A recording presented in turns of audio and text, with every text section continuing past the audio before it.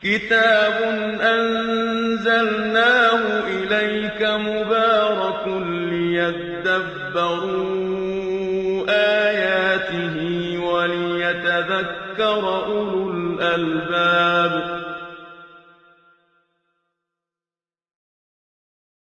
الحمد لله والصلاة والسلام على رسول الله وعلى آله وصحبه ومن والاه. أما بعد، فنتكلم اليوم إن شاء الله عن تفسير سورة العصر. وقد قال النبي صلى الله عليه وسلم: خيركم من تعلم القرآن وعلمه. وقال الله عز وجل: قل هل يستوي الذين يعلمون والذين لا يعلمون.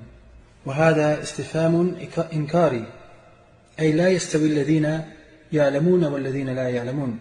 ولا شك أن من علم تفسير سورة ثم قرأها أو صلى بها فلا شك أنه يكون من التأثير ما لا يكون عند من لا يعرف تفسيرها. بل إن من أهم غايات القرآن تدبر القرآن، وإن من أجمل وأعظم السور التي علينا أن نتدبرها لكي نتذكر هي هذه السورة، سورة العصر، فإنها سورة وجيزة عظيمة ذات 3 آيات، لكنها كما قال الشافعي في رواية عنه: إن الناس في غفلة عن سورة العصر. وهي سورة عظيمة أقسم الله فيها وأكد أن كل إنسان في خسر إلا من اتصف بالصفات التي سنذكرها. ومن ما يذكره المفسرون وبالتحديد الشيخ محمد أمين الشنقيطي رحمه الله صاحب الأضواء من التناسب بين السور أنها ذكرت بين سورة الهمزة والتكاثر، فكأن الله عز وجل بين أسباب النجاة في هذه السورة، سورة العصر، وأن كل إنسان في خسارة إلا من اتصف بهذه الصفات. وبين في السورة التي قبلها والسورة التي بعدها أسباب الخسارة وأسباب عدم اتصاف الناس بما يجب عليهم من تلك الصفات من علم وطلب العلم والعمل والدعوة. ألهانا التكاثر في الأموال، ولم يذكر الله عز وجل هنا التكاثر يكون بماذا، وأبهم ذلك إذ يشمل كل ما يلهينا عن الواجب. وقال: ويل أي هلاك لكل همزة لمزة الذي جمع مالا وعدده يحسب أن ماله أخلده، أي يظن أن نجاته في المال والدنيا. فكثير منا ألهته الدنيا عن تحقيق مراتب النجاة وعن الاتصاف بالصفات المنجية التي ذكرها الله عز وجل في من استثناهم. ولقد قال الشافعي رحمه الله فيما تذكرونه في 3 الأصول الشيخ محمد بن عبد الوهاب أنه قال: لو ما أنزل الله حجة على خلقه إلا هذه سورة لكفتهم. وليس معنى قول الشافعي أنها تكفيهم أي أنها تغني عن السور الأخرى وعن سنة نبينا محمد صلى الله عليه وسلم في بيان أحكام الشريعة، لكن معناها أن مجمل أسباب السعادة والنجاة من الخسران في هذه السورة. ويا سبحان الله أن مجمل أسباب النجاة في 3 آيات، والناس في غفلة عنها وتدبرها وقياس أنفسهم على هذه السورة: هل أنا قمت بما وجب علي حتى لا أكون من الخاسرين؟ ألا يخيفنا أن الله أقسم وأكد ثم أكد ب4 توكيدات أن كل إنسان في خسارة؟ ألا تأملنا وقسنا أنفسنا هل نحن قمنا بما وجب علينا من طلب العلم والعمل والدعوة؟ ومما ورد في جمال هذه السورة أن عمرو بن العاص رضي الله عنه لقي مسيلمة الكذاب، وكان عمرو ذلك اليوم مشركا، فكان ذلك اللقاء قبل إسلامه، فسأله مسيلمة: ماذا أنزل على محمد صلى الله عليه وسلم؟ فقال: لقد أنزل عليه سورة وجيزة بليغة. فوصف عمرو رضي الله عنه السورة بأنها وجيزة بليغة مع أنه كان مشركا. ثم قال له مسيلمة الكذاب: لقد أنزل الله علي مثل ذلك. فقال: يا وبر يا وبر، إنما أنت أذنان وصدر، وسائلك حقر فقر. وحتى عمرو بن العاص في حال شركه أدرك أن هذا الكلام لا يشبه كلام الله عز وجل، لكن مسيلمة الكذاب أعجب بكلامه وكذبه، فقال: ماذا ترى يا عمرو؟ فكأنه فرحان بكلامه، فرد عليه عمرو رضي الله عنه برد مفحم، فأقسم وقال: والله إنك لتعلم أني لأعلم أنك تكذب، يعني أنت تعرف أني أعرف أنك كذاب، أي الأمر بين لي ولك أنك تكذب. فهذا عمرو رضي الله عنه لم يشتبه عليه حال محمد صلى الله عليه وسلم وصدقه وحال مسيلمة الكذاب وكذبه. ومما يذكر أيضا أن الصحابة رضي الله عنهم كانوا إذا تقابلوا لم يفترق أحدهم عن الآخر حتى يقرأ عليه سورة العصر.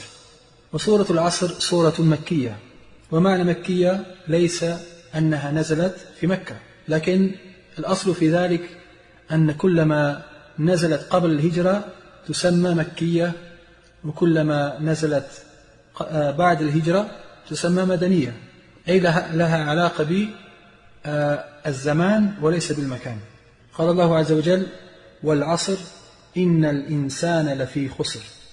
فأقسم الله عز وجل أن كل إنسان في خسارة.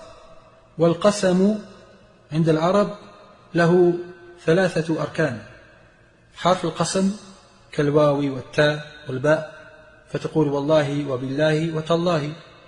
والمقسم به والمقسم عليه، وهو الشيء الذي تريد أن تؤكده. فمتى نستخدم القسم؟ عندما يكون هناك منكر أو مكذب ثم تريد أن تؤكد عليه، أو يكون شخص في غفلة فتريد أن تؤكد له فتقسم مثلا.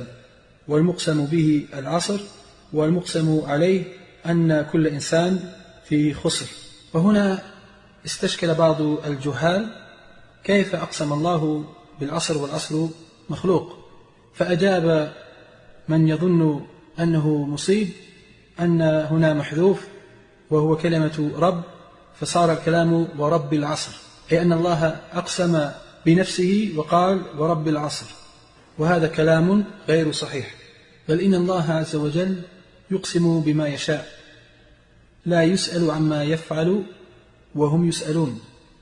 أما نحن فنحن مربوبون ومأمورون بالشرع، ولقد أمرنا نبينا أن لا نحلف إلا بالله، من كان حالفا فليحلف بالله، ومن حلف بغير الله فقد أشرك. وقيل في معنى العصر أقوال. القول الأول: العصر هو عصر النبوة، ولا شك أن المقسم به لابد أن يكون شيئا عظيما، هذا من فوائد القسم أيضا، لا يقسم إلا بعظيم. لماذا نقسم بالله؟ لنؤكد شيئا، لكن نقسم بالله لأن الله هو المعظم، فتؤكد هذا الشيء بالشيء معظم، ولذلك لا يجوز لنا أن نحلف بغير الله، لأن فيه من التعظيم ما ينبغي أن يكون لله عز وجل. فالله عز وجل أقسم بالعصر. وقيل القول الأول أن العصر المقصود بها عصر النبوة، ولا شك أن عصر النبوة عصر عظيم، بل هو أعظم العصور، كما قال النبي صلى الله عليه وسلم: خير الناس قرني ثم الذين يلونهم ثم الذين يلونهم. والقول الثاني أن العصر هو صلاة العصر، وذلك لأن صلاة العصر هي الصلاة الوسطى، كما قال الله عز وجل: حافظوا على الصلوات والصلاة الوسطى. وهذا أيضا من باب ذكر الخاص بعد العام للدلالة على أهمية الخاص. وقيل العصر المقصود به عمر الإنسان، إذ أن خسارة الإنسان أو نجاته مبنية على عمله في عمره. والقول الرابع أن العصر المقصود به الدهر، أي الوقت عموما، وفهم هذا من كلام عبد الله بن العباس رضي الله عنه إذ قال في ما ورد عنه بسند جيد أن العصر ساعة من ساعات النهار. وهذا القول يؤيد أيضا ما ورد في قراءة شاذة عن علي بن أبي طالب رضي الله عنه إذ قال والعصر والنوائب الدهر، فكأن هذا تفسير، فإن القراءة الشاذة تستأنس بها في علم التفسير ولا يقرأ بها، فإنها تخالف الرسم العثماني فتكون بذلك شاذة. فشروط القراءة الصحيحة أن تكون موافقة للرسم العثماني ويكون إسنادها ثابتا، تكون أيضا توافق وجها من وجوه اللغة العربية. فهذه قراءة شاذة، ولكن ترجح في التفسير القول الرابع الذي هو أن العصر هنا الدهر أي الوقت عموما، وهذا الذي رجحه ابن جرير الطبري.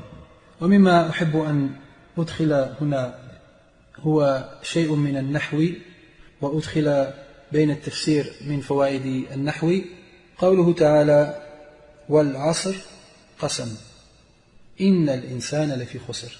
هنا إن مكسورة، وإن لها مواضع كسر وموضع فتح، فبعض الناس عندما يقسم يقول والله أنه صادق، والله أنه ذهب، والله أنه كذا، وهذا مخالف للغة.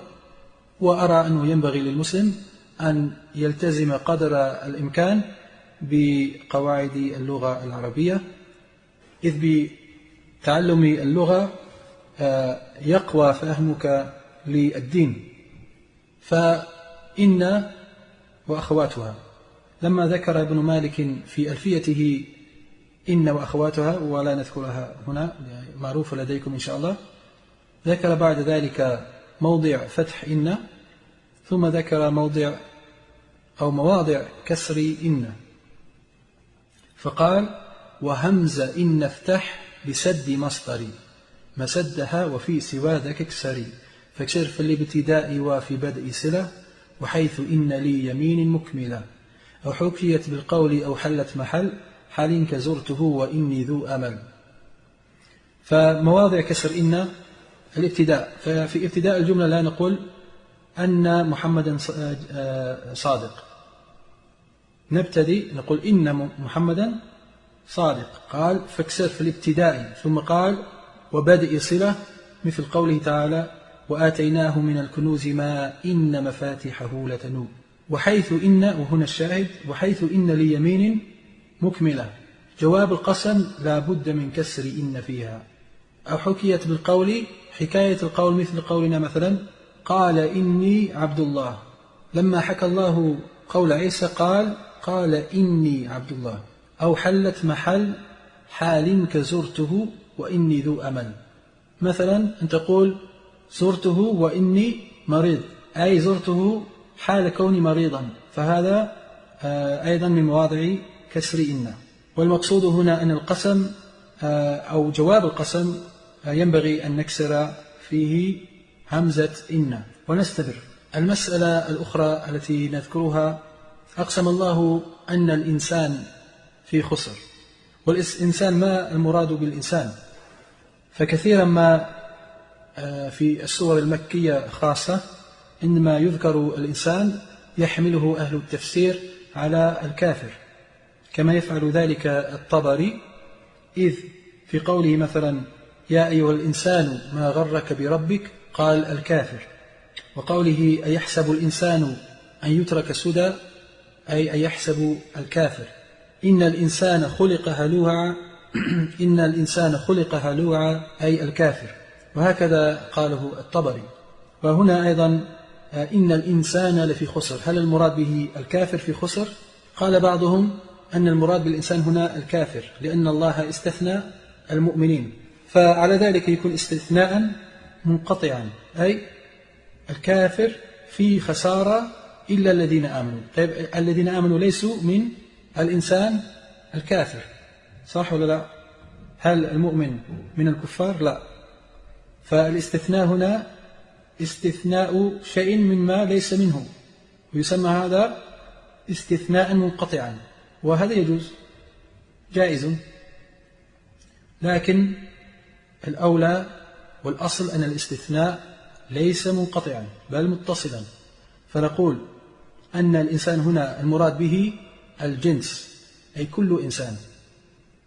ودليل أنه للجنس أنك تستطيع أن تأتي بألف واللام أي التعريف وتضع مكانه كل، فتقول إن كل إنسان لفي خسر. هل يجوز هذا أو هل يستقيم الكلام هكذا؟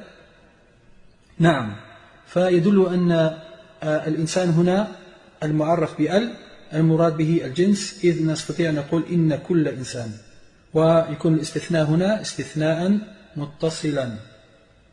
والله عز وجل أقسم أن كل إنسان في خسارة، والقسم من أنواع التأكيدات، فإنك لا تقسم إلا إذا تريد أن تؤكد شيئا، أو إلا إذا كنت مع منكر، بل إن الله لم يؤكد فقط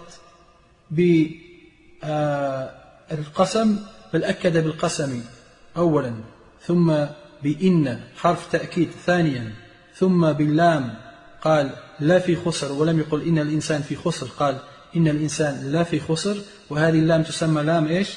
المزحلقة، وهذه أيضا للتوكيد، إن الإنسان لا في خسر إلا الذين آمنوا، وهذا ذكره غالب العلماء هنا يذكرون 3 توكيدات، لكن الشيخ صالح آل الشيخ حفظه الله تعالى ذكر أن الاستثناء أو النفي والإثبات هنا أيضا من أسلوب التأكيد.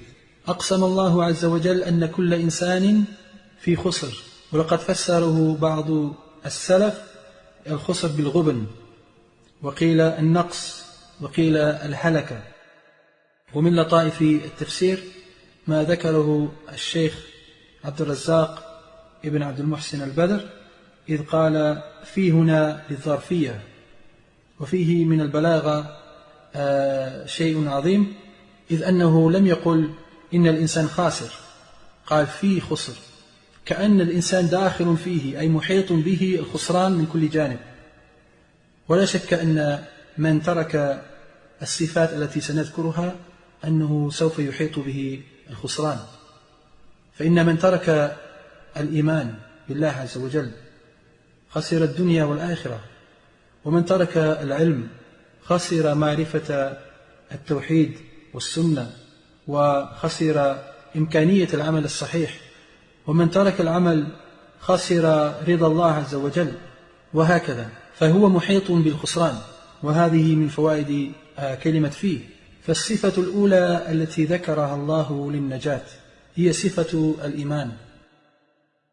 وهناك مسألة في قوله تعالى الذين آمنوا وعملوا الصالحات، فكثير من المفسرين رأوا أن العمل الصالح لما ذكر مع الإيمان أن يحملوا الإيمان على الإيمان الباطن، فإن الإيمان إذا ذكر مع الإسلام أو العمل الصالح يحملونه على الإيمان الباطن، أي أركان الإيمان التي ذكرها النبي صلى الله عليه وسلم في حديث جبريل لما سأله عن الإيمان، لأن الإيمان هنا ذكر مع الإسلام في الحديث، وهنا أيضا في الآية ذكر الإيمان مع العمل الصالح أي العمل الظاهر، فحمل الإيمان على الباطن والعمل الصالح للعمل الظاهر.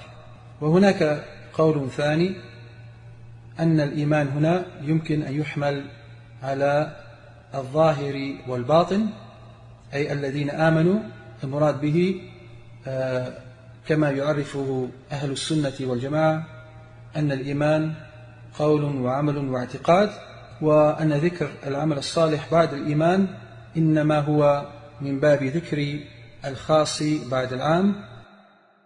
والقولان صحيحان إذا أو مدام صاحب القول يقول بقول أهل السنة بأن الإيمان قول وعمل واعتقاد، لكن غالب المفسرين يحملون الإيمان هنا على الإيمان الباطن، أو بتعبير آخر على أركان الإيمان التي ذكرت في حديث جبريل.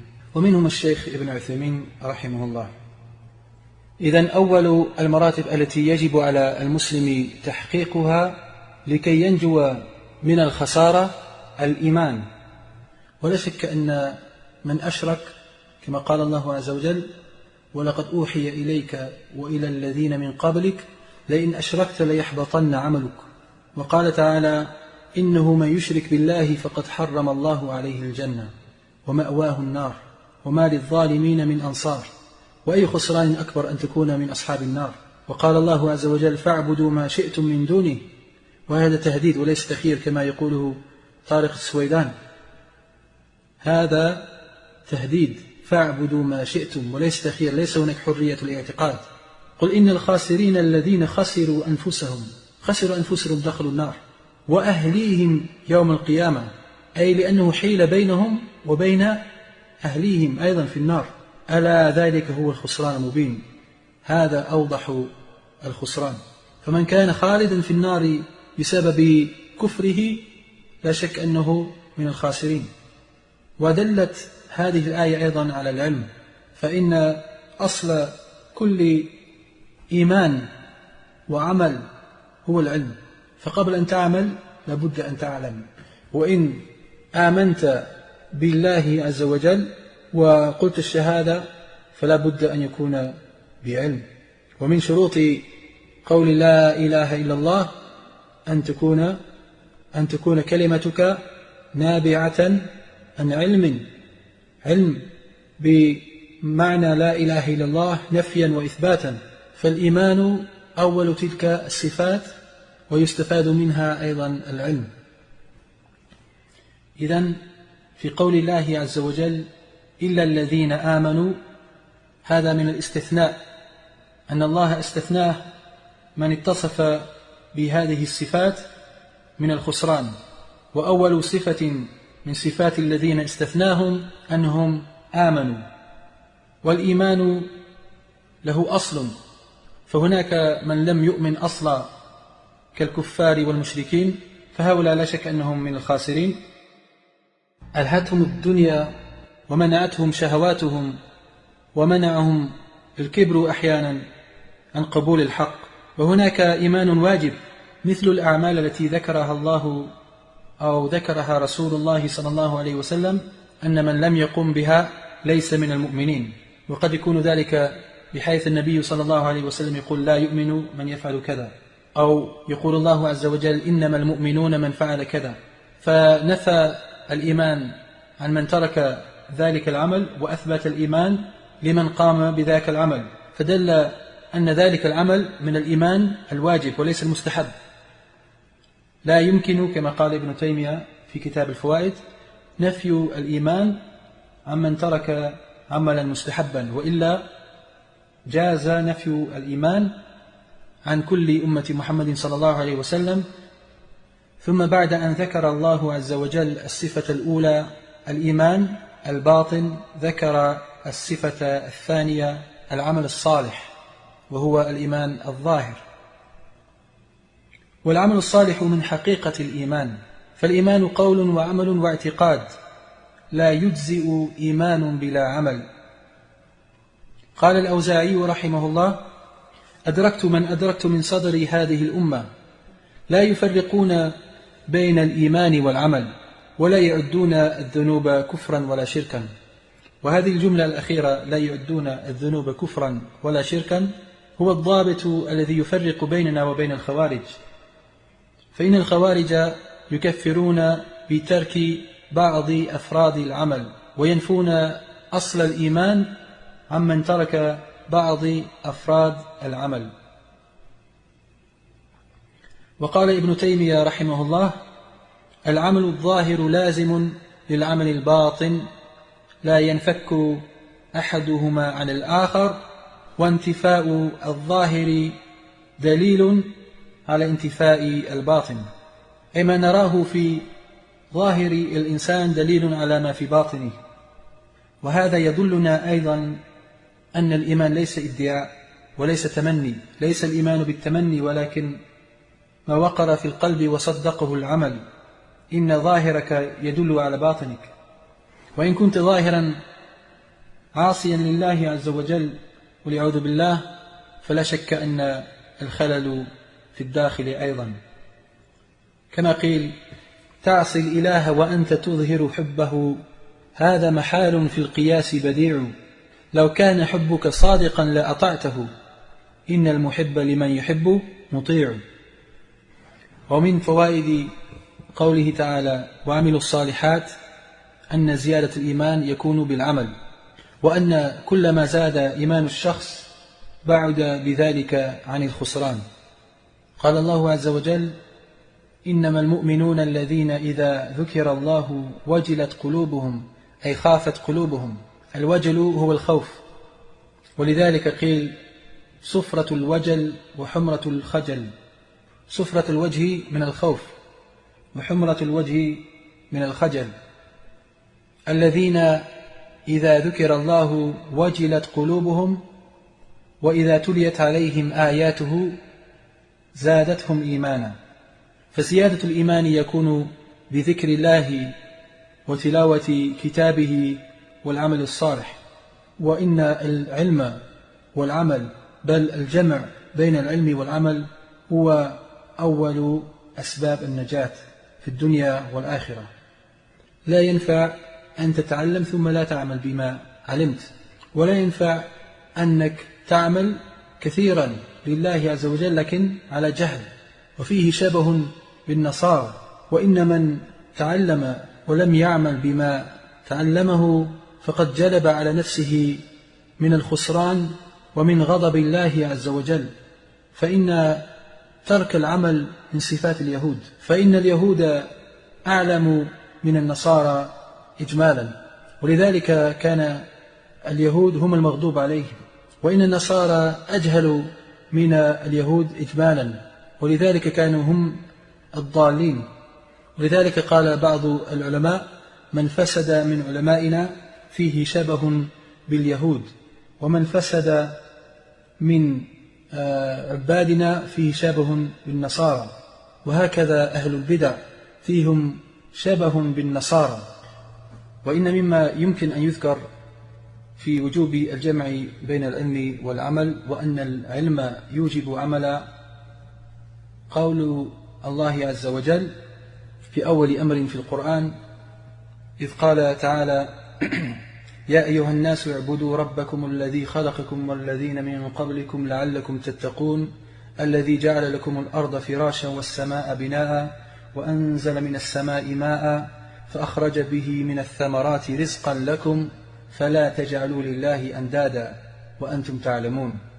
فالعلم بأن الله عز وجل هو الذي خلقنا والذين من قبلنا، وأنه أنزل من السماء ماء فأخرج به من الثمرات وغير ذلك، هذا العلم بربوبية الله عز وجل يوجب العمل، يوجب أن نعبده وحده لا شريك له. فالعلم يوجب العمل. ومنه أيضا قول النبي صلى الله عليه وسلم: القرآن حجة لك أو عليك. فالقرآن إذا تعلمته وعملت به كان حجة لك ونجاة، والقرآن إذا تعلمته وتأملته وقرأته ثم لم تعمل به كان حجة عليك. وكما قال الشيخ ابن عثيمين رحمه الله: ليس هناك وسط، ليس هناك لا لك ولا عليك، هو إما لك وإما عليك. يقول ابن القيم رحمه الله في كتاب الفوائد: العلم لقاح العمل، فإذا اجتمع نتج عنهما السعادة والفلاح، وإذا افترقا لم ينفع أحدهما دون الآخر. أي لا ينفع علم دون عمل، ولا ينفع عمل دون علم. وكما قلنا أن النصارى يشبهون، أو بالأحرى أن أهل البدع يشبهون النصارى. ومن ذلك أيضا ليس فقط الجهل، بل من ذلك أنهم يجمعون بين الجهل والظلم. والظلم هو أنهم يتركون المحكم من كتاب الله عز وجل ويذهبون إلى المتشابه كما يفعله أهل البدع، فكذلك يفعل النصارى. فهذا أيضا من وجوه التشابه بين أهل البدع في جهلهم وظلمهم. لذلك لا بد للمسلم أن يجتهد في طلب العلم، فإنك إذا جهلت ثم عملت كثيرا على جهل خسرت لأنك لا يمكن أن تعمل بالسنة قبل أن تتعلم السنة، ولا يمكن أن تعمل بما أمرك الله به قبل أن تتعلم، فالعلم قبل القول والعمل. وإذا عملت بجهل أصبت من الخسارة ما أصبت. قال الله عز وجل: هل أنبئكم بالأخسرين أعمالا الذين ضل سعيهم في الحياة الدنيا وهم يحسبون أنهم يحسنون صنعا. وهذا يشمل كل عامل يعمل عملا يظن نفسه مصيبا للحق، لكن بسبب جهله لم يصبه، فتكون النية صالحة، فالنية لابد منها كما تعلمون، لكن لابد أيضا أن يكون العمل موافقا للسنة. فبعد أن ذكر الله عز وجل مرتبتين، قال الله بعد ذلك: وتواصوا بالحق. فالمرتبة الأولى قلنا الإيمان ويشمل العلم، والمرتبة الثانية العمل، فلا بد مع العلم من العمل. ثم المرتبة الثالثة الدعوة، وهي في قوله تعالى: وتواصوا بالحق، أي يوصي بعضهم بعضا بالحق. فلا ينبغي لك أن تكون في خير وتترك أخاك في شر، فإن خسران من ترك الدعوة قد بينه أبو بكر الصديق رضي الله عنه لما صعد المنبر فقال: يا أيها الناس إنكم تقرؤون هذه الآية: يا أيها الذين آمنوا عليكم أنفسكم لا يضركم من ضل إذا اهتديتم. فقد يفهم الناس أن لا يضرك ضلال الناس أبدا، حتى ولو لم تأمر بالمعروف وتنهى عن المنكر، ولكن هذا ليس المقصود، وأنك إذا رأيت المنكر لا تنكره، وهذا غير صحيح. وقد بين ذلك أبو بكر فقال: إنكم تقرؤون هذه الآية: يا أيها الذين آمنوا عليكم أنفسكم لا يضركم من ضل إذا اهتديتم، فإني سمعت رسول الله صلى الله عليه وسلم يقول: إن الناس إذا رأوا المنكر فلم يغيروه أوشك أن يعمهم الله بعقابه، أي يكون ذلك قريبا أن الله عز وجل يعذب ويعاقب المحسن كما يعاقب المسيء إذا ترك المحسن الأمر بالمعروف والنهي عن المنكر.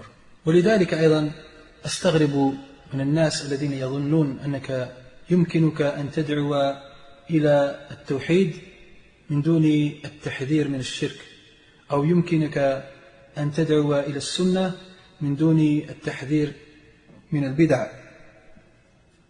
فإذا حذرت من البدع ومن أهل البدع ومن ينشرون البدع يقولون: يا رجل إنك تفرق الأمة. والعكس هو الصواب، بل إن وحدة الأمة لا تكون إلا على التوحيد وإلا على السنة. لا يمكن أن نتحد مع الشرك، ولا يمكن أن نتحد على بدع، بل البدع هي التي تفرق. كنا مسلمين متحدين حتى جاء من أشرك، وكنا متحدين حتى جاء من ابتدع. ولقد قال الشيخ الفوزان حفظه الله في درس هنا في الرياض عن وحدة الأمة، ذكر فيه أن وحدة الأمة تكون بالنصيحة، وذكر في ذلك قول النبي صلى الله عليه وسلم المشهور من الأربعين النووية أن الدين النصيحة.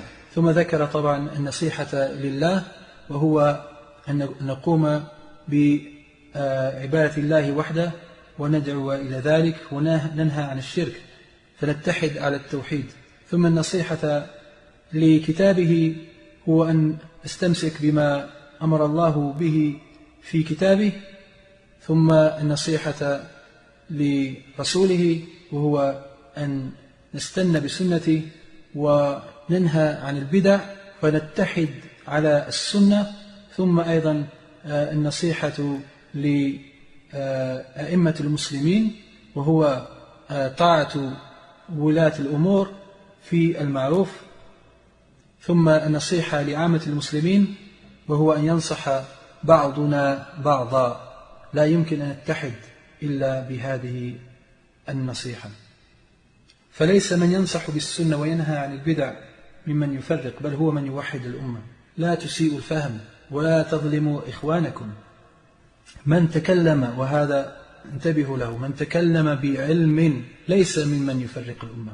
ومن يسكت عن البدع ومن يزعم أنه يدعو إلى الله ولا ينهى عن الشركيات فإنه لا يدعو إلى دين الله ولم يفهم دعوة الأنبياء. ومن يدعو إلى السنة ثم لا يحذر من البدع لا يمكن أن تدعو إلى السنة من غير التحذير من البدع. فنحن أهل السنة والجماعة نجمع بين الوصفين، جماعة وسنة، لا سنة بدون جماعة ولا جماعة بدون سنة كما يريده الإخوان المفلسون. يريدون الإكثار من الجماعة ولا يهمهم أنت على التوحيد أو على السنة أم عقائدك صحيحة أم باطلة، لا، هم يريدون جماعة. نحن لا نريد جماعة فقط، نريد جماعة على السنة. إذن ذكر الله الصفات التي تكون بها النجاة، فقال أولا الذين آمنوا ويشمل العلم، وذكر والصفة الثانية العمل الصالح، وقلنا أنه لا بد للإنسان أن يجمع بين العلم والعمل، ثم لا بد للإنسان أن لا يبخل على إخوانه وأن يسكت عن الباطل ويأمر بالمعروف وينهى عن المنكر. فقال الله عز وجل وتواصوا بالحق. وأعظم حق يمكن أن يأمر به الإنسان هو التوحيد. والتواصوا من التفاعل، أي يوصي بعضنا بعضا. ولقد ورد عن بعض السلف وأظنه قتادة أن الحق هنا في وتواصوا بالحق إنه قال كتاب الله. فهذا من باب التمثيل، فإن الحق كلمة عامة تشمل الإسلام والتوحيد والسنة وكل ما هو حق، فهذا من باب التمثيل. وإن من نظر إلى بلاد المسلمين من مشارقها إلى مغاربها يجد أن الخسارة بسبب خلل في إحدى هذه المراتب، إما جهل وإما علم بلا عمل وإما ترك الأمر بالمعروف والنهي عن المنكر. وهذا ينطبق على كل إنسان، فلينظر كل إنسان إلى نفسه أين أتاه الخلل وأين يخاف على نفسه. ثم قال الله بعد ذلك وتواصوا بالصبر، وهذا أيضا من التفاعل، أي يوصي بعضنا بعضا بالصبر. والصبر في اللغة هو الحبس، كما يقال قتل فلان صبرا، أي قتل فلان محبوسا، أي حال كونه محبوسا. وفي الشرع الصبر هو حبس النفس على طاعة الله وعن معصية الله وعند أقدار الله المؤلمة والمفرحة. ولا شك أن كلا منا له إخوان وأخوات وأمهات وأباء، فإذا أمرناهم، وكذلك الناس حولنا من الزملاء والجيران، إذا أمرناهم بالخير من التوحيد والسنة والعمل الصالح مثل إعفاء اللحية والحجاب والأخلاق الإسلامية وترك المنكرات والفواحش وترك الخبائث، لا شك أنه يصيبه من الأذى. فهذه آخر المراتب، أن الإنسان بعد أن تعلم وعمل ودعا غيره لابد أن يصيبه في دعوته من الأذى، فلا بد له أن يصبر، وبهذا الصبر يكون اكتمل عنده مراتب النجاة. وأخيرا أذكر هنا أن النجاة لها أسباب والهلاك له أسباب، فلا تأتي مسالك الهلاك ثم ترجو النجاة. بعض الناس يكون عنده خلل عظيم في هذه المراتب، في جهل وعمل ببدع وترك الواجبات وربما فعل الفواحش ولا يحس، لكن لو دنياه نقص أو لو وجد خللا في أمور دنياه تأثر. وكما قيل ما بال دينك ترضى أن تدنسه وثوبك الدهر مغسول من الدنس، ترجو النجاة ولم تسلك مسالكها، إن السفينة لا تجري على اليبس. وصلى الله وسلم على نبينا محمد.